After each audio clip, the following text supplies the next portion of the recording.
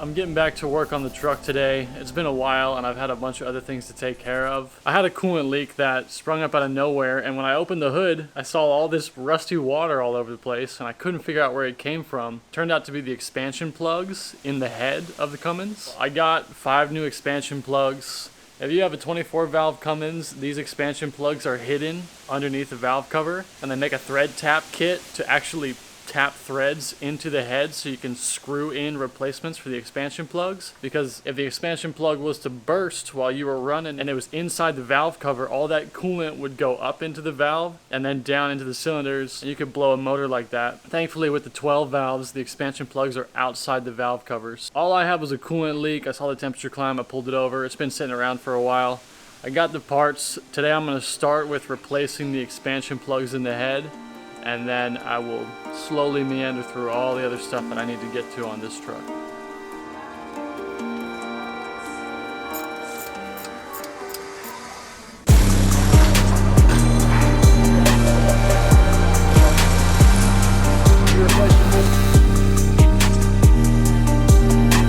This is my absolute most hated piece that I have on this build.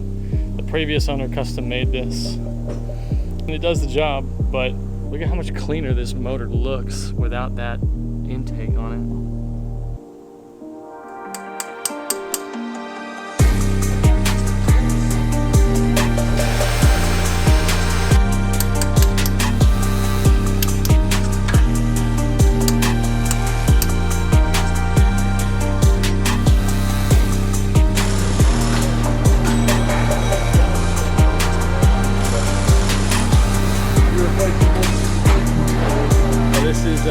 Old 1/2" SK socket.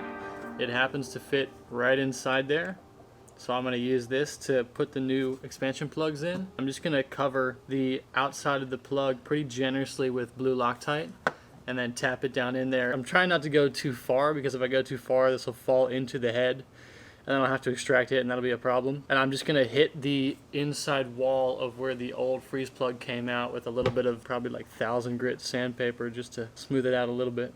Put these in, and then technically I could put it back together and my problem would be solved, except I've got about 10 other problems I have to figure out. And the next major thing is the cooling fans, because the cooling system is still not what I want it to be.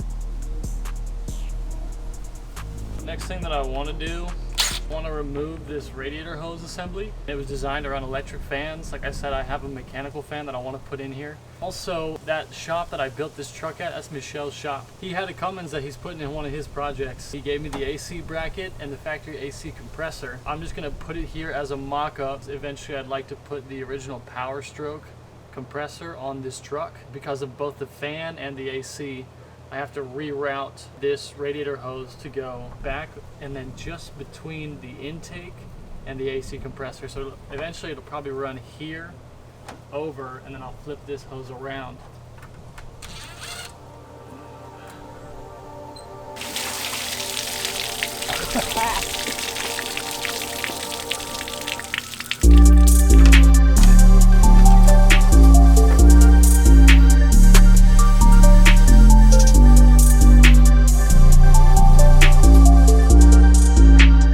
The 3 major components that I need to make this happen: the 7.3 radiator, an aftermarket 20-inch Cummins fan, but a fan shroud off of a V10 gasser Ford, if I'm not mistaken. I went to the junkyard and I found that it's a little too deep, so I'm gonna have to cut some of the back off of the shroud. I'll have to make some modifications on the top to clear the upper radiator hose. The 2 tabs on the bottom of the fan shroud fit inside the holders of the 7.3 radiator. That's convenient. Bare minimum, I think the truck will drive. I'm just not sure how pretty I can get it to look. Hopefully this fan shroud works. If not, I'll have to do something custom, but I'm gonna slap this together and see if everything goes together smoothly. If it does, I can legitimately drive the truck.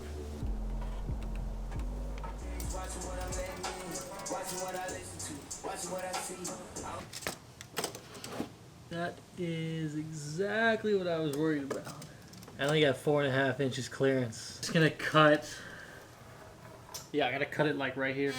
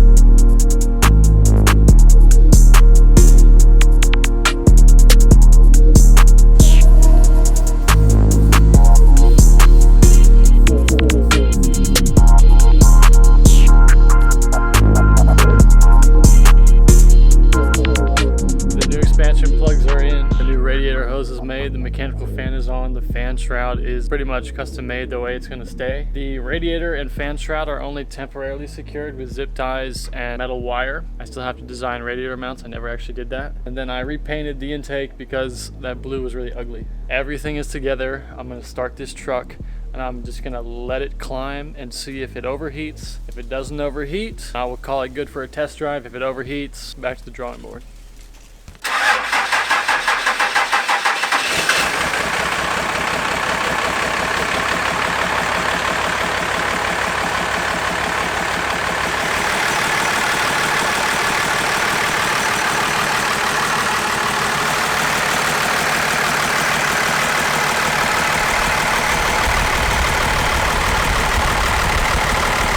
Been idling in the driveway with no wind over the radiator, just whatever the mechanical fan is producing. Temperature gauge is only at 116 degrees. Previously, even with the electronic fans, because they were two smaller fans, it just doesn't really compare to the size of that mechanical fan. And that's not even a huge mechanical fan, but it just cranks so nicely. It's up to 118. I'm gonna sit in here a little bit longer. I have no leaks out of any of the expansion plugs. That whole problem is solved. The only thing that's left to do is do the freeze plugs on the side of the motor, and I plan to do that later. If everything goes the way it's just been going for the past 15 minutes, I am pretty much done with all the cooling system work. Now I can move on to the last couple major details. So far, I think the work that you just saw has paid off. So that's going to be it for this one. The truck is essentially now running. I still have to road test it, but I trust it's going to hold up. So there will be more videos pretty soon actually coming out with this truck because I have a lot of work to do to it now that I'm going to start really driving it again. Hope you guys enjoyed it. I'll see you in the next video.